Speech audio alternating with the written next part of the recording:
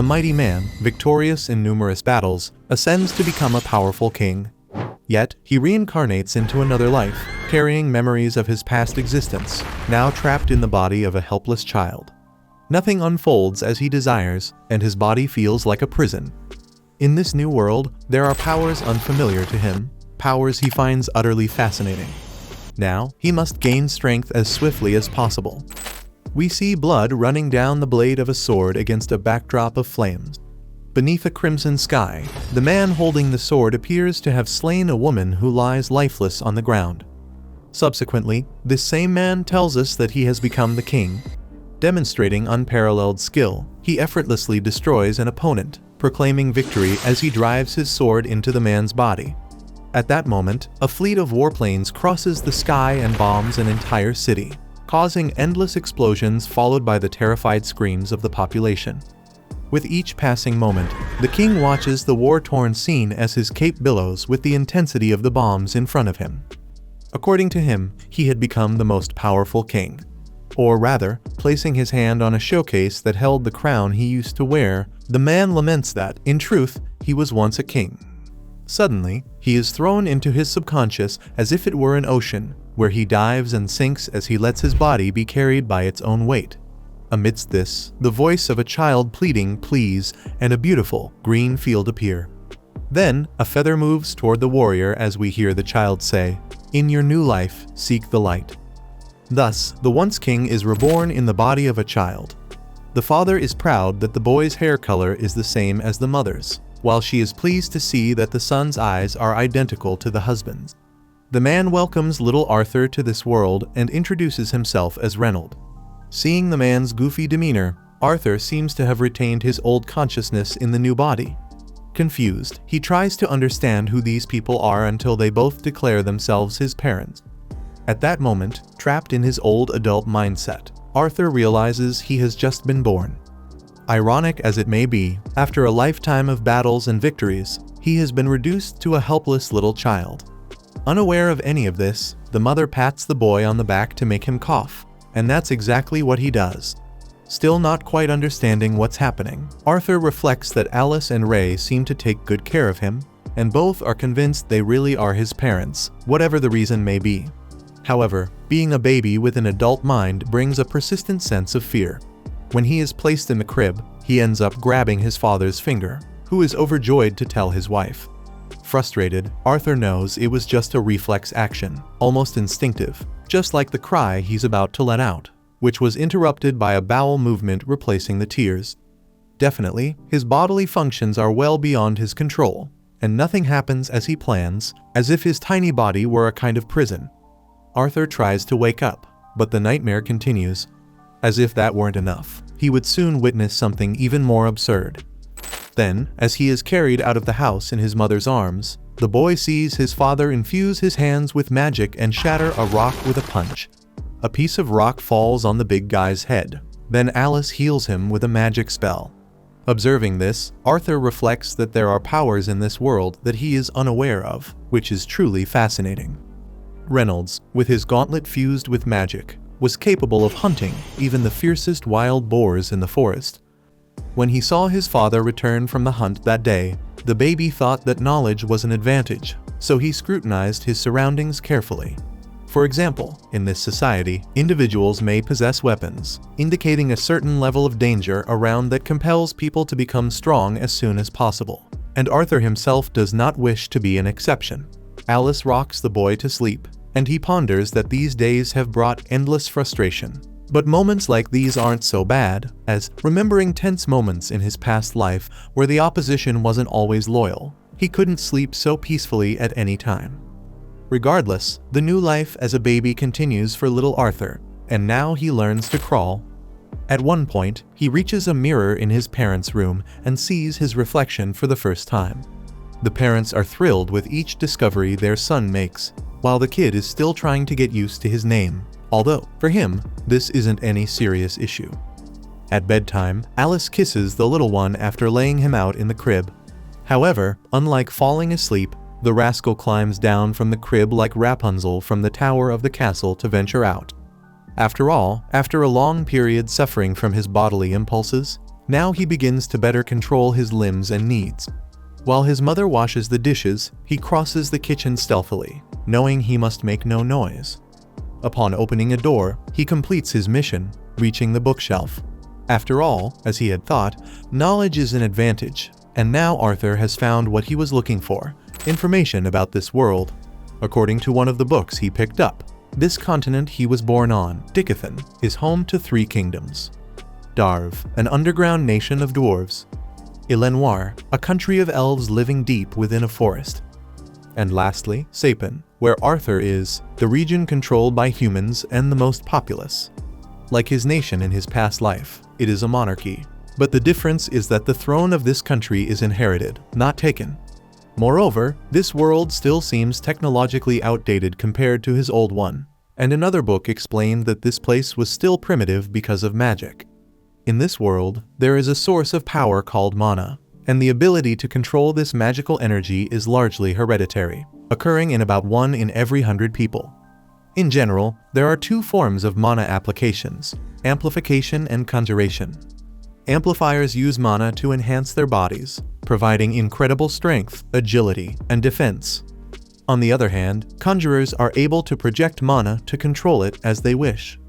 The key to controlling mana is the mana core, and the power of magic awakens from the onset of puberty through late adolescence. Channeling the mana scattered throughout the body solely into the core, until you can control it, is what makes you a mage. Arthur is well aware of the principle of becoming conscious of his inner power until he can take control of it and then release it, and the center of his Kai is crucial for making this work. Luckily, the knowledge from the past life of the deceased king may be useful in his new existence, and that is what he tries to do as he begins a meditation that takes him to an empty space within his mind, where a fraction of mana is awakened and concentrated between his hands. However, suddenly, Alice arrives after searching the whole house for the troublemaker. Lovingly, she asks him not to scare Mom like that, but her smile falters when she notices something odd about her son. Arthur thinks she discovered his ability to use Kai, but she only realized that the baby had pooped. Faced with this, Arthur becomes even more convinced that his body is a prison and that he needs to gain more power. The next day, Alice writes in a diary that Arthur was born 2 years ago, noting how cute, curious, and good he is. However, it bothers her that he has never smiled. Outside the house, Ray teaches his son to use a stick as if it were a sword and convinces the boy that he has a knack for it. He calls his wife to take a look at the kid's moves, but Alice is not at all happy to see her darling little boy playing with such violent things. Speaking of 2 years of life, it was what Arthur needed to understand the power structure between this couple. Or maybe it's the case that women rule in this whole world. Later, the little boy is taken to the city. According to his mother, he always gets excited when he arrives at this place. Meanwhile, Arthur absorbs a lot of information to understand this world while walking in a busy area. For instance, by looking at the variety and quality of weapons, he can judge the level of technological advancement of the nation. Still, there are several substances that did not exist where he lived before, in addition to having the chance to personally observe magic, which is equally surprising and productive. On the way home, in the late afternoon, while sleeping on his mother's back, the baby thinks that this couple has met all his needs, and that although it is a limited life, it is not unpleasant. Because of this, he wonders if this is how a family functions, as this is something he never had the chance to feel. Anyway, this warm way of his mother is not at all bad. And speaking of affection, Alice points out that she is very happy when her son gets out of bed to read, or when his eyes sparkle when visiting the market in the city, and that he probably got that from Ray. Like him, perhaps Arthur also wants to someday go out to explore the world. Honestly, the mother would prefer to see the boy leading a peaceful life. When dawn breaks again, Arthur watches his father practicing and ponders that he is very lucky to have such an example to follow. After further shattering the rock he had already destroyed, Ray gives a thumbs up to his son and asks if he isn't amazing. The mother puts her hand on the boy's shoulder and comments that the show wasn't that big of a deal, but that now things are going to get better. That said, Reynolds throws a punch in the air that causes powerful gusts of wind. Additionally, by stomping on the ground, he causes a wave of wind that leaves his son awestruck. Definitely, Ray is an amplifier, and this gives Arthur even more desire to get his hands dirty and evolve his strength a bit. However, his mother is the natural obstacle to his learning, given that the son is just a baby and needs to take his afternoon nap at this time. Thus, Arthur does not give up and stretches his hand towards the bookshelf, making it clear he wants to get close. Alice denies the request and reinforces that it's time for the baby to sleep. But then he appeals to cuteness to get what he wants, and the strategy works. Upon grabbing one of the books, the boy feels like a great victor. As he starts meditating, he recalls that he acquired a variety of knowledge over these 2 years of life, and among them, the most valuable is knowing how to produce a mana core, accumulating in one point the countless fragments of magical energy scattered throughout the body. This task required a lot of effort and dedication, but it's finally paying off. By the way, upon gathering the last fragment, Arthur causes an explosion that destroys a good part of his house. Outside, Ray had shielded his wife from the debris, but ended up suffering a serious injury to his back. The two rush inside to see how Arthur is, and Ray reaches the sun first. He can't believe what he's seeing. After all, the boy is only 3 years old and is levitating above his own manifestation of mana as if he were a grown adult. With a sly smile on his face, Arthur assesses that his days of study have finally borne fruit, which is a great first step. However, parts of the wooden ceiling threaten to fall on the child's head, and the first thing he thinks is that he can't die now after what he just achieved. Finally, Alice dives to grab her son, while Ray uses all his mana-imbued strength to push away the wood that was about to crush his son. After being saved, the baby looks at his mother with sparkling eyes and decrees that indeed these two do everything to keep him safe, and that this is the role that parents need to play for their children. Ray asks how the boy is, and Alice responds in tears that he's fine, clutching the little guy as if he were the most precious thing on the face of the earth. Indeed, for her, he really is. Meanwhile, Arthur doesn't understand why the woman is crying. Recalling a moment from a past life, when he won an opponent in a duel in adolescence and saw the kid being consoled by his parents, the boy simply has trouble understanding, and that is something he certainly wouldn't learn from any book in this world. Soon, the boy himself starts crying and hugs his mother tightly. After this, we see a man being judged for his crimes. Although he had been a loyal servant, he attempted to take His Majesty's life, and according to the law, such an infraction is so severe that it would warrant immediate and harsh punishment. However, the council showed mercy towards the servant, allowing him to return home and face judgment there. In the presence of his wife and son, the man confesses his attempt on the king's life, but pleads that only he be sentenced, asking for his family to be spared. According to him, if he were to return to his home country now, a fate worse than death awaits all three. If this is what the man must face, let it be him alone. Thus, the offender implores King Grey to fulfill his wish. Speaking through one of the strange pillars in the room, a counselor states that the criminal was very reckless in his actions towards His Majesty, the light that guides everyone, who should not be bothered with such trivial matters. Consequently, the council decides to punish the entire family, and Grey ends the lives of the woman and child in front of the man. Witnessing the horrific scene, the counselors consider that the king doing this with his own hands is a sign of pure mercy, as the sovereign freed the two poor souls from eternal suffering. Finally, just like the pillars, the family man also thanks the monarch. Returning to Arthur, he receives from the king gauntlets identical to his own. The man was all excited as he handed the item to his son, but the kid seemed more interested in the wooden sword he already had. Pondering alone, the child reflects that if he had to use such a weapon with a child's body, he would die before the enemy could get within range. Regardless, he picks up a stick and calls his son to a duel. Arthur doesn't back down and delivers a sequence of attacks demonstrating great agility. After blocking each blow, his opponent activates a mana reinforcement that imbues the sword. To his surprise, Arthur does the same and shatters the piece of wood from the king. Seeing what he witnessed, the adult wastes no time and talks to Alice, saying it would be good for the kid to have a private mentor. In turn, the woman thinks this idea is absurd since her husband had already said he would train the son. That was what Ray truly wanted to do, but the truth is that the boy's talent is too great and needs a teacher equal to the task to guide him on the right path. Thus, Alice offers to teach magic to Arthur, but Ray argues that the boy's magic is a special case, as he cut a piece of mono-reinforced wood at 4 years old.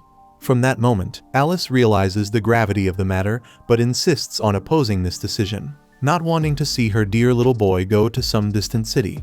Ray asks her to think about their son's future, and she asks her husband to think about his present, because if Arthur leaves, the parents won't see him grow up. In the midst of this discussion, Arthur considers that there are times when emotions narrow a person's perspective, so he proposes a third option: everyone going together. Upon hearing this, the parents look at each other and open their mouths as if the kid had just reinvented the wheel, and then they rush to pack their bags. In the end, Arthur reflects that both have enough energy to act this way all the time. Hours later, in front of 2 carriages, the child's father tells him to introduce himself, and he announces himself as Arthur Lewin. On the other side, armed people gather near the Lewins' house. One of the warriors kneels before the kid and tells him they had met before, but that Arthur is too young to remember. However, Arthur remembers very well. These are the Twin Horns, the group that Reynolds and Alice were part of. The man leading is named Adam Crench, and one of the women, Angela Rose, grabs Arthur tightly as if he were a stuffed animal, and he ends up being saved by Durden Walker, who extends his hand for the young man to slap. Excluding him, atop one of the carriages, remained silent the mysterious Jasmine Flamesworth, and lastly, the pointy-eared archer introduces herself as Helen Shard. Soon, with everything ready, Reynolds orders the carriages to depart, and the journey finally begins. Without delay, Arthur notes how outdated this mode of transport is, very different from the ships that infested the sky in his last life. But he finds the carriage not so bad.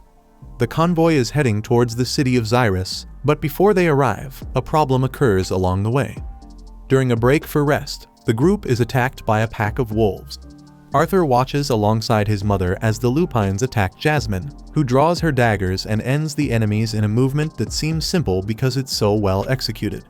Then, Reynolds uses the gauntlet to punch another wolf, while Adam Crench drives his spear into another animal's chest. Helen shoots arrows that take down targets at a distance, making Arthur notice that the archer, Adam, and Jasmine are enhancers. On the other hand, being conjurers, Durden Walker conjures a powerful earth magic that shakes the battlefield, and Angela Rose wards off an opponent with a wind spell. Watching the spectacle, Arthur concludes that he needs to reach these guys' level soon. After the fight, the group decides to spend the night there. When the sun gives way to the moon, fires are lit for a meal. Ray tells his son not to hold back and eat whatever he wants. But the truth is that the boy isn't so used to the kind of food you eat when hunting in the middle of a journey. On the other hand, Alice stuffs herself until she becomes ill. By the way, she sees that her husband is injured and stands up to heal him. But before that happens, Helen, Jasmine, and Durden approach, and Alice had to wait for the archer to grant permission for the healing for some reason. Amid the restoration process, Arthur thinks that his mother appears to be a special type of mage, a broadcaster, with healing powers. Since this is so rare and valuable, it is not wise to heal people openly, as it would make her a target. By the way, Reynolds and Alice also live in the countryside for this reason, to hide this power. With the restoration complete, the husband thanks his wife. Then, Adam tells Reynolds he wants to do some exercise before bed. To everyone's surprise, the spearman asks to borrow Arthur. Coinciding with the training, Arthur notices the adult showcasing his weapon and doubts it's just a workout. But since he's already there, he has no choice but to join in. When Adam imbues his spear with mana, the child notices the man isn't going to go easy, so he does the same as his rival, but with more intensity, also casting a greenish buff on his legs that impresses Adam. Even at 4 years old, Arthur displays extraordinary speed and manages to surprise his opponent by appearing behind him. However, despite putting him in a vulnerable position, the child loses his balance in the step and forfeits the positional advantage. Nonetheless, the two engage in an open duel until the spearman conjures a skill that flings the youngster into the air. While Arthur laments his body is too light for this fight, Angela prevents his fall with wind magic. After the duel, Durden and Helen complain that Adam was too rough on the boy, but the spearman insists Arthur is a relentless little monster. On that note, he wants to know what kind of training or weird juice the father gave to the child. But Ray responds that he never did anything. In fact, in the midst of this, Jasmine suddenly appears in front of Arthur, asking him to teach her how he pulled off that move. Arthur knows that It's the eyes of someone who won't give up until they get what they want. By the late afternoon of the following day, the little boy surveys his cart and concludes that the journey has been quite smooth. The next day, the convoy takes another break, and Arthur uses the opportunity to evolve his body and mind in certain aspects, receiving training from the adults there, each contributing with their specific skills. Moreover, just as he learned, he feels a tremendous honor to share the knowledge of his past life with the dagger girl. Focusing his body, the boy conjures the greenish buff he used in the fight with Adam and shows the speed achievable when you are armed with this power. At night, the 4-year-old lights a candle to read a book in front of Jasmine. After that, he stops to eat something as usual, but something unexpected happens. As dawn breaks again, Jasmine thanks the little boy with a dagger tied with a rope as a gift, knowing that today is his birthday. Watching the scene closely, the other women find it incredible that Jasmine finally made friends with someone, which is very difficult for her. At this point, the men call the rest to continue the journey, and Arthur sees his mother feeling ill with something, though she pretends nothing is happening. Finally, the convoy resumes its journey towards Xyrus, but at a certain part of the route, it is attacked by a gang of thieves who have set up an ambush and shoot several arrows at the travelers. Angela uses her magic to repel some, but the situation is grim, as there are many enemies. Their leader demands that the women and children be kept alive to retain their value, while Arthur reflects that such people exist in any world. Soon, the group of bandits on the hill slides down the ravine towards the victims. Alice holds her son tight and promises to protect him. Durden launches a fireball that devastates the ravine, while Reynolds takes down several adversaries along the way with his martial techniques.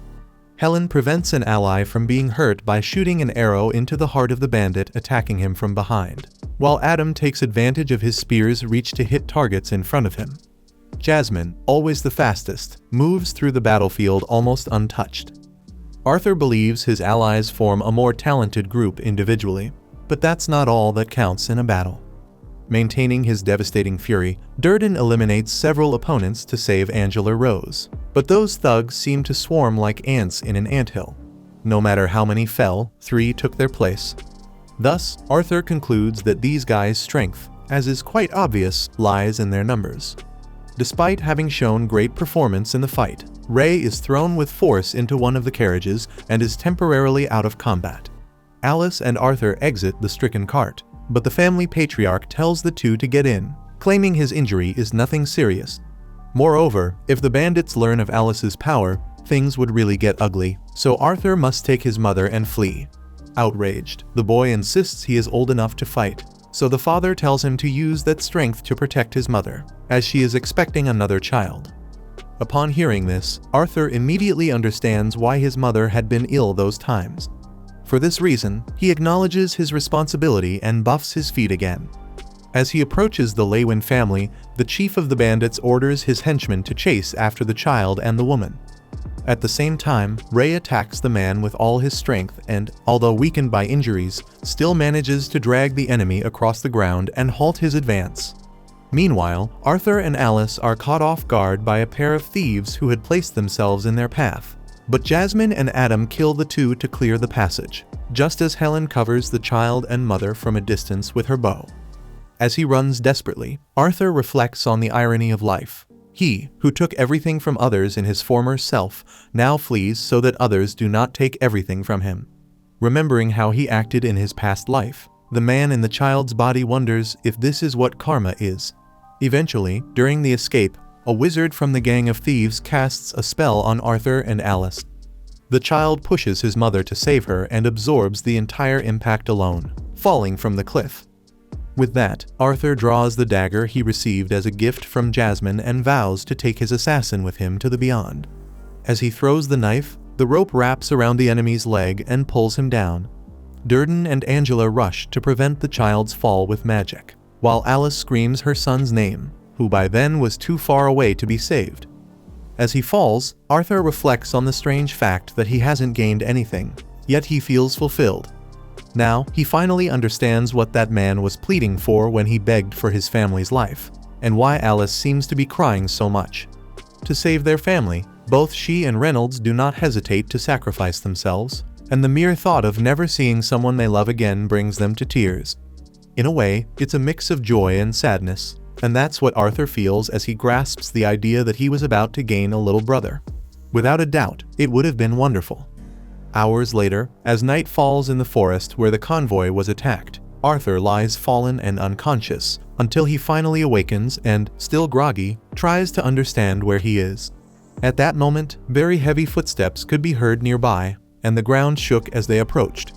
Without delay, a colossal and fearsome creature faces Arthur and, for some reason, bids him good morning by name, as if the two knew each other. Check out these videos appearing on your screen and subscribe so you don't miss the next part.